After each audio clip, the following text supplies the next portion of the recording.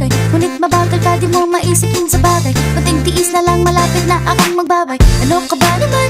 Ganyan-ganyan na lang. Wala ka lang alam gawin kundi magparamdam. Hindi ko na alam, ano pa dapat ang iisipin ko o dapat ba na wag na lang. Tuwing gabi ka lang nagte-text, message ko walang effect. Oo, nag-aantay